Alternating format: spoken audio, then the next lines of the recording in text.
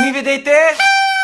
Oggi si ricordano le conquiste politiche, sociali ed economiche delle donne, sta attento, ma è anche un'occasione per parlare delle discriminazioni e violenze che ancora oggi subiscono purtroppo. Ho messo delle donne importanti, Patti Bravo, Sara Simeoni, atleta del centenario in occasione dei 100 anni del CONI, Tina Anselmi, prima donna ministro italiana, Elena Lucrezia Cornaro, prima donna laureata al mondo, e questa qui signora qua è mia mamma, donna importante perché è mia mamma. Qui ho messo i numeri di telefono di tutte le persone che mi hanno mandato i numeri. Peschiamo e chiamiamo la fortunata.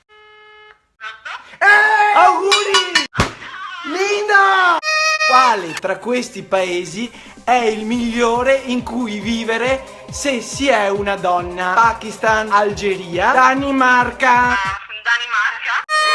Allora il premio lo scegli tu a seconda della donna che sei. E le parole del manager, un libro che ti dà consigli se vuoi fare la manager di un'azienda, roba così. Puoi avere una pepiera, le semenze, i semi per le zucche ornamentali. Se sei una donna un po' osel, un vestito sexy da Babbo Natale. Kit utensili tascabile. Il secondo. La pepiera?